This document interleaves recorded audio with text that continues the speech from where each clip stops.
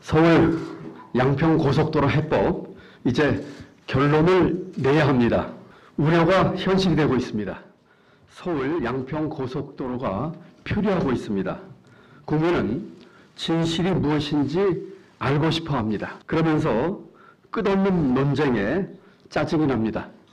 소모적인 논쟁과 국론 분열을 이제 끝내야 합니다. 논란의 본질은 두 가지입니다. 하나는 노선이 왜 갑자기 특정인이 소유한 땅 쪽으로 변경되었냐 하는 의문입니다. 다른 하나는 무책임한 백지와 선언으로 불거진 국정 난맹상입니다. 원안이 좋으냐, 변경안이 좋으냐는 다음 문제입니다. 논란의 첫 번째 본질인 노선 변경 의혹을 해소하지 않고서는 논쟁과 국론 분열을 끝낼 수가 없습니다. 예비 타당성 조사를 마친 국토부 원안이 갑자기 변경되고 그 변경된 노선의 종점 부근에 특정인 소유의 토지가 있다면 변경 과정에 대한 의혹이 일어나는 것은 당연합니다. 그 의혹을 제기하고 밝혀나가는 것은 야당과 언론이 당연히 해야 하는 공적 책임입니다. 그것이 자유민주주의라고 저는 생각합니다. 그런데 국토부는 누구나 제기할 수 있는 합리적인 의심을 가짜뉴스, 괴담, 오물이라고 비난했습니다. 국민을 협박하는 듯한 국토부 장관의 백지화 선언과 여러 차례의 말 뒤집기도 있었습니다. 고속도로 건설의 모든 과정은 국가재정법, 도로법, 대도시권 광역교통관리에 관한 특별법 등 법률에 따라 심의와 협의를 거치게 되어 있습니다. 여기에 더해 이해 당사자의 의견 수렴 과정을 거쳐야 합니다. 이런 모든 과정이 무시되면서 대한민국 정부의 의사결정 체계가 흔들리고 있습니다. 국정 난맥상이 여실히 드러났습니다. 그리고 이제는 변경안이 원안보다 더 좋은 노선이라고 치켜 세우면서 원안과 변경안을 비교, 검증하자고 합니다. 거듭 강조하지만 원안이냐 변경안이냐는 이번 논란의 본질이 아닙니다. 의혹의 핵심은 분명합니다. 왜? 누가? 어떻게 해서 이런 일이 생겼는가? 이 세 가지입니다. 첫째, 왜 갑자기 변경안이 등장했는가입니다. 경제성과 편의성이 높다는 이유로 노선을 변경했다고 보기는 어렵습니다. 예비 타당성 조사를 포함한 국토부 원안이 종점을 포함해 무려 55%나 바뀌면서 새로운 노선이나 다름없는 변경안이 나왔습니다. 국토부는 예비 타당성 조사 후 시종점이 변경된 고속도로 사업이 14건이나 된다면서 이례적이 아니다라고 해명한 바 있습니다. 사실과 다릅니다. 경기도가 조사한 바에 따르면 국토부가 제시한 14건 중 2건은 아예 예비 타당성 조사가 면제된 사업입니다. 나머지 12건 중 11건은 2012년 이전 사업입니다. 2012년 기재부 총사업비 관리 지침에 예비 타당성 조사 후 노선의 3분의 1 이상이 변경될 경우에는 기재부와 반드시 협의해야 한다는 규정이 생겼습니다. 그 이후로는 어렵게 통과시킨 예비 타당성 조사를 다시 해야 할 가능성 때문에 노선을 함부로 변경하지 못했습니다. 실제 2012년 이후에는 단 한 건만이 종점을 변경했는데 노선으로는 5%만 변경된 계양 강화 고속도로입니다. 이번 서울 양평 고속도로 변경안은 2012년 이후 노선의 3분의 1 이상이 변경된 최초의 사례입니다. 기재부 협의도 거치지 않은 채 최저안으로 확정되었습니다. 국토부가 주장하는 노선 변경 이유와 과정을 그대로 받아들이기에는 지나치게 비정상적이고 이례적입니다. 앞으로도 노선을 왜 변경했는지에 대한 의혹이 끊임없이 제기될 것입니다. 둘째, 누가 그 변경을 주도했는가입니다. 용역업체가 노선 변경을 주도했다는 국토부의 해명은 지극히 비상식적입니다. 타당성 조사 영역을 맡은 민간 회사가 조사를 시작하는 착수 보고서에서 변경안을 제안했습니다. 오랜 공직을 경험한 제 식견으로는 이해하기가 어렵습니다. 타당성 조사 영역은 이미 통과된 기재부의 예비 타당성 조사를 기반으로 더 정밀하게 타당성을 검증하는 것이 주된 목적입니다. 물론 용역업체도 조사 과정에서 더 나은 대안을 제시할 수 있습니다. 그렇다 하더라도 그와 같은 검토는 또는 대안은 최종 보고 때나 또는 최소한 중간 보고 때에 제안하는 것이 상식적입니다. 그런데 용역이 본격적으로 시작하기 전 착수 보고서에서 국토부와 기재부가 2년 넘게 검토해서 확정한 예타안에 대해 55%나 변경되는 대안을 검토하겠다고 제안하는 것은 어떤 설명으로도 납득시키기 어렵습니다. 그동안 국토부가 수립한 5년 주기, 10년 주기, 20년 주기 국토도로 계획에 모두 포함되어 있는 원안을 민간 용역업체가 제대로 조사도 하기 전에 바꾸겠다고 주장한 셈입니다. 민간 용역업체가 단독으로 1조 7천억 규모의 국가사업 변경을 주장했다는 주장은 그 어떤 외부의 힘이 작용했다는 의심을 사기에 충분합니다. 셋째, 어떤 근거와 절차로 변경이 이루어졌나입니다. 변경안은 정당한 절차도 거치지 않았고 합당한 근거도 없습니다. 우선 국토부는 노선이 결정되는 과정에서 경기도를 배제했습니다. 이번에 공개된 타당성 평가 용역 자료에 의하면 2022년 7월 1차 관계기관 협의 때 경기도는 필수 협의 대상입니다. 검토된 대안 노선들이 경기도가 관리하는 도시철도나 도로와 연결되거나 간섭되거나 통과하기 때문입니다. 송파 하남선 도시철도, 국지도 88호선, 지방도 342호선 등이 그것입니다. 당시 협의에 실제로 참여한 하남시도 경기도와의 협의가 반드시 필요하다는 의견을 국토부에 제시했으나 묵살되었습니다. 또 경기도가 변경안에 동의했다는 국토부의 주장은 전혀 사실이 아닙니다. 경기도는 변경안에 대한 어떠한 동의도 한 적이 없습니다. 1차 협의에서 배제된 경기도에겐 양서면을 종점으로 하는 원안에 대한 정보가 없었습니다. 2023년 1월 2차 협의에서도 국토부는 변경안에 대한 의견만 요청했을 뿐 원안은 언급하지 않았습니다. 게다가 2차 협의는 2022년 11월 타당성 용역을 통해 변경안을 최종안으로 확정한 이후였습니다. 국토부는 이미 노선을 결정한 후 경기도에는 통보만 한 셈입니다. 다음으로 변경안이 원안보다 낫다는 주장만 있을 뿐 그 근거를 찾을 수 없습니다. 국토부가 소위 전부 공개했다는 자료를 아무리 살펴봐도 노선의 경제성을 검토하기 위해 꼭 필요한 공사비, 보상비 등 세부 비용 산정 자료가 없습니다. 비용에 대한 자료는 시기별 총 사업비 산출표 단 한 장뿐입니다. 기존 예타안보다 총 연장이 2km 늘어나고 IC가 1개 추가되는데 사업비는 고작 145억만 늘어났을 뿐이라고 주장하고 있고 그 산출 근거는 전혀 없습니다. 마지막으로 공개된 자료를 보면 국토부 주장과 완전히 반대되는 내용들이 있습니다. 국토부는 원안 노선의 단점으로 전원주택, 펜션 등을 많이 통과해서 민원이 우려된다는 점을 꼽았습니다. 그런데 국토부 공개 자료를 자세히 살펴보면 정반대입니다.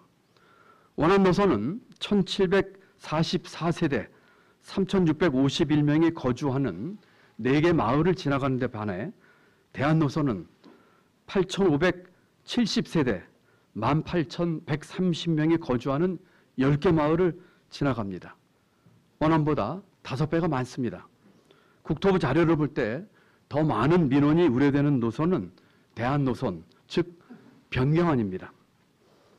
또 서울 양양 고속도로와의 연결 가능성도 반드시 짚어봐야 할 사항입니다. 그 연결 가능성이 중요한 이유는 이렇습니다.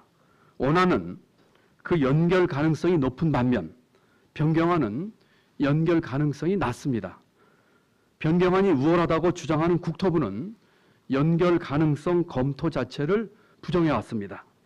이번에 국토부가 공개한 자료 중에는 서울 양양 고속도로와의 연결 가능성은 검토 대상이 아니었다라는 주장과 배치되는 내용이 있습니다. 대한노선 검토 보고서상에 예타 노선은 장래 노선축 연장계획 고려, 변경안은 장래 노선축 연장계획 미고려로 명시되어 있습니다. 국토부에 묻고 싶습니다. 장래 노선축 연장계획 고려, 미고려는 도대체 어떤 의미입니까? 도대체 어떤 노선축과의 연결 가능성을 의미합니까?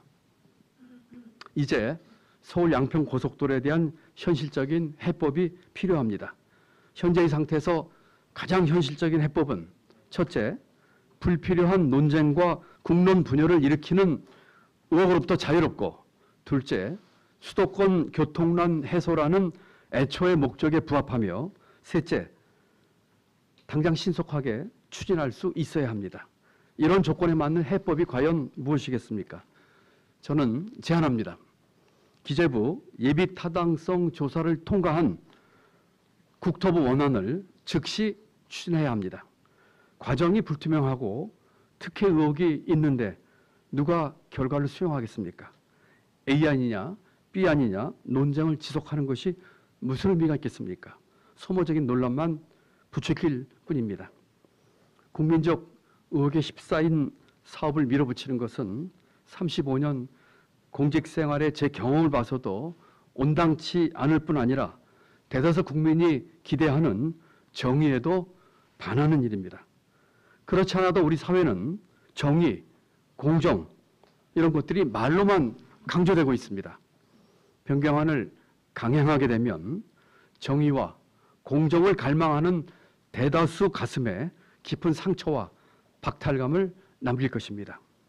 기재부 예비타당성 조사 과정에서 비용, 수요, 편익 등이 검증된 국토부 원안은 논란 없이 논란을 불식시키면서 가장 빠르게 추진할 수 있는 해법입니다. 국가 의사결정 체계에 따라서 결정된 국토부 원안이 채택되면 백지와 선언 이후 불거진 국정 난맥상도 해소할 수 있습니다. 국정에 대한 국민적 신뢰를 회복하는 계기도 될 것입니다. 경기도는 여기에서 더 나아가 경기 동북부 교통 문제 해결을 위한 비전을 말씀드리고 싶습니다. 경기 양평 고속도로는 애초에 경기도 건의로 추진이 시작된 사업입니다. 이 사업에 이어서 서울 양평 고속도로와 서울 양양 고속도로의 연결을 추진하겠습니다. 국토부 원안대로 추진된다면 경기도는 서울 양양 고속도로 연결 타당성에 대한 연구 영역을 먼저 준비하겠습니다. 서울 양양 고속도로의 교통 수요가 분산되면 주말이면 서울에서 강릉까지 6시간 넘게 걸리는 많은 국민의 교통 불편을 해소할 수 있습니다. 존경하는 국민 여러분, 그리고 사랑하는 경기도민 여러분, 지금 우리에게 필요한 것은 국민 신뢰 회복과 국론 통합입니다. 신속한 사업 추진이 그 출발점이 될 것입니다. 이제 모든 논란에 종지부를 찍고 서울 양평 고속도로를 시원하게 뚫어봅시다. 감사합니다. CBS는 국토부가 당초에 서울 양평고속도로와 서울 양양고속도로를 연결하는 방안을 염두에 두고 양서면 종점안을 고려했을 가능성이 있다고 보도했는데요. 여기에 국토부는 가짜뉴스라고 선을 그었습니다. 근데 오늘 지사님께서는 서울 양양고속도로와 서울 양평고속도로를 연결하겠다는 걸 국토부에 건의하겠다고 말씀하셨는데요. 이 부분을 좀 더 자세하게 설명 부탁드리겠습니다. 예, 제가 이 부분 설명을 하기 위해서는 조금 그 화이트보드 좀 갖고 와 보실래요? 지금 서울 그 양양 고속도로가 이렇게 돼 있습니다. 이게 서울 양양 고속도로입니다. 그리고 지금 수도권 그 2호 순환도로가 이렇게 돼 있거든요. 이쪽이 이제 강입니다. 그리고 지금 서울 양평 고속도로 원안은 지금 이렇게 돼 있습니다. 그리고 수정안은 지금 이렇게 돼 있죠. 이게 만납니다. 지금 알다시피 이 서울 양양 가는 이 고속도로가 지금 엄청 지금 막히고 있는 것이고, 저희가 이 서울 양평 고속도로를 제안을 했고, 이것이 애초에 예타의 원안이고, 저희가 했을 적에는 아까 말씀드린 장기 비전으로 서울 양양 고속도로의 연결을 고려를 했던 것입니다. 국토부는 변경안을 얘기하면서 서울 양양 고속도로와의 그 연결 가능성은 검토 대상이 아니라고 얘기를 했습니다. 실제로 이렇게 수정한 대로 변경한 대로 하게 되면 서울 양양 고속도로를 타기 위해서는 이렇게 가야 될 것입니다. 또는 이렇게 가야 되겠죠. 또는 뭐 어떤 식으로 연결을 해야 되겠죠. 그래서 저희는 이 서울 양양 고속도로가 완공이 되면 서울 양양 고속도로의 연결까지를 고려했다 이렇게 얘기를 했는데, 국토부는 이 연결을 고려하지 않았다라고 얘기를 했는데, 아까 말씀드린 것처럼 국토부가 공개한 자료에 의하면은 2022년 6월, 7월, 8월 대한노선 검토 보고서네요. 거기에 보면은 장래 노선축 연장 계획 고려라는 말을 했습니다. 이렇게 봤을 적에, 그리고 이 변경안에 대해서는 나중에 장래 노선축 연장 계획 미고려라는 얘기를 했습니다. 애초에 국토부도 장기적으로 서울 양양 고속도로와의 연결을 고려를 했다고 하는 그런 추측을 하게 된다, 이런 말씀을 드립니다. 변경안 얘기를 하면서는 그걸 미교로 했다는 식으로 말을 바꿨다고 하는 그런 주장을 저희가 지금 하는 것입니다. 예, 이 앞에 뉴시스 이병희 기자님께 드리겠습니다. 네, 안녕하세요. 뉴시스 이병희 기자인데요. 그 말씀하신 내용 중에서 국토부가 예비 타당성 조사 후에 시종점 변경된 사례가 14건이라고 발표를 했었는데, 지사님께서 설명하신 것에 따르면 이거 왜곡된 주장이라고 보이는데요. 이 부분에 대한 구체적인 설명 부탁드리고요. 또 하나 지적하신 그 2012년 개정된 총사업비 관리 지침을 국토부가 어겼다 이런 말씀하신 것 같은데, 이것에 대한 의미도 설명 부탁드리겠습니다. 예, 이병희 기자 고맙습니다. 지금 그 말씀 제가 드리고 또 질문한 것처럼 2012년 1월 달에 국토부가 총사업비 관리 지침을 개정을 했습니다. 그 개정 내용은 이렇습니다. 대규모 재정 사업의 효율적 관리 및 정부 예산 배분을 위해 전체 노선의 3분의 1 이상이 불가피한 경우에는 미리 기획재정부 장관과 협의하도록 하는 내용이었습니다. 국토부는 14건의 시종점 예타 이후에 시종점 변경 사례가 14건이 있다고 얘기를 했습니다. 전체 24개 중에 14건이 있어서 이례적인 일이 아니다라고 얘기를 했는데, 이것이 사실이 아니라는 것이 저희의 주장입니다. 14건 중에 2건은 예타 면제 사업이니까 애당초 논외입니다. 나머지 12건인데 그 중에 11건은 이 총사업비 관리 지침 개정 전, 다시 말씀드려서 기재부와 사전 협의가 필요가 없는 사업입니다. 그러면은 딱 한 건이 그 대상이 되는데, 그 한 건은 계양 강화 노선입니다. 일부가 경기도 관할을 지나갑니다. 그런데 이 노선은 3분의 1이 아니라 5%가 바뀌었고, 바뀐 내용도 늘어난 게 아니라 노선이 줄어들었어요. 그렇기 때문에 지금 예타 사업 중에서 시종점이 변경되면서 여기에 해당되는 사업은 유일하게 지금 국토부가 얘기하는 서울 양양 고속도로 변경안입니다. 이렇기 때문에 이와 같은 개정된 총사업비 관리 지침에 따라서 이 건에 대한 기획재정부의 사전 협의는 없어 보입니다. 왜냐하면 국토부가 제시하고 공개한 모든 자료에 거기에 대해서 한 줄도 언급이 없기 때문입니다. 그렇기 때문에 이례적인 일이 아니고 이것도 그 중에 하나다라는 주장에 대해서는 전혀 동의할 수 없다는 것이 저희 경기도의 입장입니다. 네, 마지막 질문. 예, 손대신 경향일보 신지영 기자님. 네, 경향일보 신지영입니다. 그 지사님께서 회견을 통해서 그 국토부 경기도가 이제 이 노선에 대한 협의에서 배제됐다는 말씀을 하셨는데 국토부는 첫 번째는 협의할 필요가 없었고 그 다음에는 협의를 했으나 경기도가 동의했다는 주장을 이미 여러 차례 밝혔습니다. 여기에 대해 좀 자세한 설명을 해주시면 좋을 것 같습니다. 예, 그 주장도 사실이 아닙니다.